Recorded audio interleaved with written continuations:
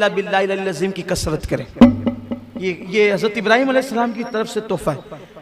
लाहौल शरीफ को अगर आप लाजिम पकड़ लें, ये लाहौल शरीफ इतना मुबारक अमल है, जो इसको लाजिम पकड़ ले वो कभी गमगीन होगा ही नहीं, टेंशन उस पर जल्दी आएगा ही नहीं, बलाओं से हमेशा महफूज रहेगा। हमेशा 100 बार आदत बनाएं लाहौल शरीफ पढ़ने की। फिर हुजूर अलैहिस्सलाम फरमाते हम आगे बढ़े तो हम सिदरा पे पहुंचे, सिदरतुल मुंतहा पर पहुंचे। वहां पहुंचे तो हुजूर फरमाते हैं सिदरा पर मैं पहुंचा तो देखा कि 2 कुर्सियां हैं, सिदरा पर 2 कुर्सियां हैं। मैंने पूछा जिब्रील यहाँ कौन रहता है? और हुजूर यहाँ मैं रहता हूँ। और जिब्रील तुम्हारे सिवा भी कोई रहता है? नहीं या रसूलल्लाह मैं ही रहता हूँ और कोई नहीं रहता। कहा ये 2 कुर्सियां क्यों है? कहा या रसूलल्लाह जब से मैं पैदा हुआ हूँ 2 ही देखता हूँ, जब से पैदा हुआ 2 ही देखता हूँ। मैंने मेरे अल्लाह से पूछा था अल्लाह रहता मैं अकेला हूँ, ये 2 कुर्सियां क्यों है? तो मेरे अल्लाह ने मुझसे फरमाया जिब्रील मेराज पे महबूब को बुलाएंगे, मेराज पे महबूब को बुलाएंगे तो तेरे घर यानी सिदरा भी लाएंगे और फिर मेरे महबूब को यहाँ बिठाएंगे। गोया के हबीब तेरे भी मेहमान होंगे। यार रसूल कुर्सी आपके लिए। आका अलैहिस्सलाम ने जो है वो फरमाया कि सिदरा जो है देखने में बज़ाहिर बेरी के दरख्त की तरह एक दरख्त है। बेरी के पत्ते कैसे होते हैं? वैसे बेरी के पत्ते की तरह एक दरख्त है, लेकिन उसके पत्ते ऊंट के कानों की तरह बड़े बड़े और उसके फल मटकी की तरह है और हर पत्ते पर फरिश्ता है और अल्लाह के नूर ने उसको ढांप लिया है। बड़ा खूबसूरत।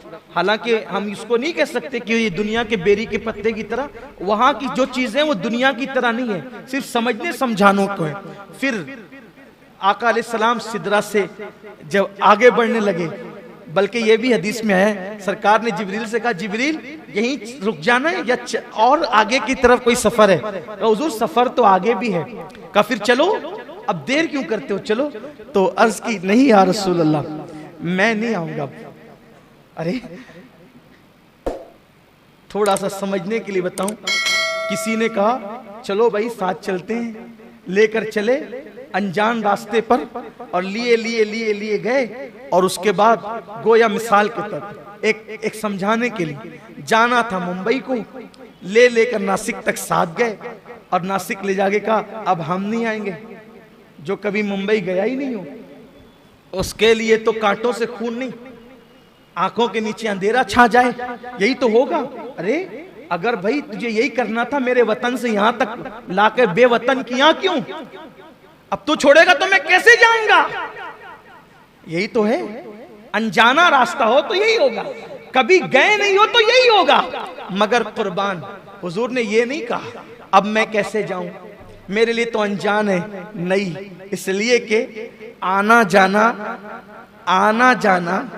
तो हर आदमी का अपने घर होता है, आना जाना तो हर आदमी के अपने घर होता है। तो हुजूर आने से पहले कहां थे? हुजूर आने से पहले कहां थे? हुजूर आने से पहले कहां थे? आप कहेंगे सिदरा पे थे। हमने कहा सिदरा भी नहीं बना था जब से उनका नूर है। आप कहेंगे अर्श पे थे। हम कहेंगे अर्श भी नहीं बना था जब से उनका नूर है। जब अब भी नहीं था जब से उनका नूर है, जब भी नहीं था तब से उनका नूर है, तब भी नहीं था तब से उनका नूर है। न पीर था, न मंगल था, न बुध था, न जुमेरात था, न जुमा था, न मुहर्रम था, न सफर था, न रबीउल अव्वल था। जब कोई नहीं था तब से उनका नूर है। अव्वलो मा खलक़ल्लाहु नूरी, अल्लाह ने सबसे पहले मेरे नूर को पैदा किया। कुछ नहीं था, नूर मोहम्मदी था। तो वो नूर था कहां? अल्लाह के कुर्ब में था। कहां था? कहां था? अल्लाह के कुर्ब में था। तो कुर्ब से आया तो कुर्ब की तरफ जा रहा था, कुर्ब से आया कुर्ब की तरफ जा रहा। लेकिन हुजूर अलैहिस्सलाम ने कहा ना, ताकि हदीस तो बननी है ना, चलो जिब्रील, जिब्रील चलो। कहा नहीं यार रसूल, अगर जाऊंगा तो बारी ताला की गैरत से, उसके अनवार, उसकी तजल्लियात से मेरे पर जलेंगे। मैं नहीं आता, आप जाएं, अब आका फरमाते हैं जिब्रील कोई हाजत हो तो मांगो। सिदरा पे रहने वाला इतना करीब, आका कहते हैं कोई हाजत हो तो मांगो। यह एक बात अर्ज करता हूं, जिब्रील ने क्या मांगा आप सब जानते हो। आका जब आपकी उम्मत पुलसरात से गुजरे, आपकी उम्मत, तो मुझे पर बिछाने का मौका मिल जाए। जिब्रील ये क्यों मांग रहे हैं? जिब्रील अलैहिस्सलाम ये क्यों मांग रहे हैं? वजह, अगर अपनी बिगड़ी बनाना है तो इनको खुश करो। किसको? महबूब खुदा को। ये खुश हो जाएंगे, सब मिलेगा। इनको खुश करना है तो क्या करो? इनकी उम्मत का भला चाहो, ये खुश हो जाएंगे। इसलिए जिब्रील अलैहिस्सलाम ने क्या कहा? मैं उम्मत के लिए मांगा। अब एक बात, यहां कितनी इबादत कर लो, कितनी कर लो, जिब्रील अलैहिस्सलाम के पास इबादत कम थी? बोलो। लेकिन जिब्रील अलैहिस्सलाम ने हुजूर को खुश कैसे किया? उम्मत की भलाई पेश करके। कितनी इबादत कर लो, अगर हुजूर अलैहिस्सलाम को खुश करना है, उनकी उम्मत का भला चाहो। कैसे?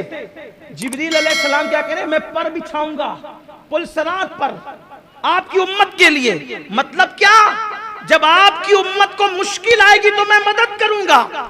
जिब्रील फलसफा जान रहे, अगर इनकी उम्मत की मदद करेंगे ये खुश हो जाएंगे और ये सब अता करेंगे, बिन मांगे अता करेंगे। अब अगर हम भी हुजूर को खुश करना चाहते हैं, जिब्रील पर बिछा के मदद कर रहे हैं, हम भी तो कुछ बिछाएं उम्मत के लिए। मुश्किल वक्त में मदद करने वाले को हुजूर खुश होते हैं। अब अगर हुजूर की खुशी चाहते हो तो मुश्किल वक्त में हुजूर की उम्मत की मदद करो। हुजूर अलैहिस्सलाम की उम्मत की मदद, हम तो लोगों को मुश्किल में डालते हैं, उनकी मुश्किल में मदद कहां करते हैं। बहरहाल फिर हुजूर चले। अब चले तो अब तकरीर में नहीं बल्कि कुछ अशार ऐसी पढ़ देता हूं, थोड़ा सा आपको समझ में आ जाएगा कि किस तरीके से चले, किस शान से चले, किस अंदाज से चले। मेरे इमाम अहले सुन्नत कहते हैं,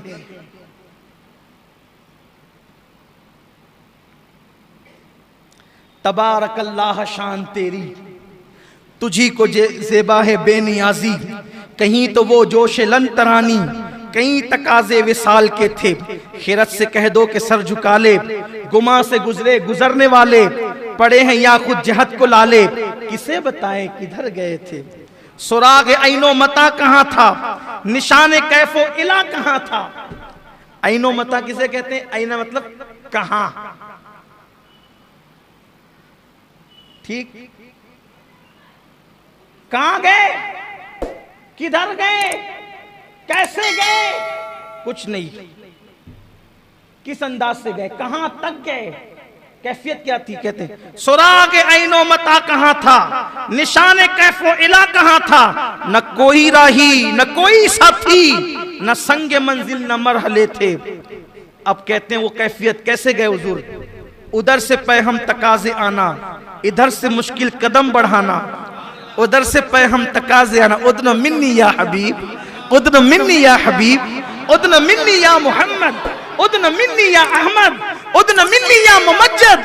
और करीबा प्यारे, और करीबा प्यारे, और करीबा। मतलब कैसे? अर्ज करते हैं उधर से पैहम तकाजे आना, इधर से मुश्किल कदम बढ़ाना।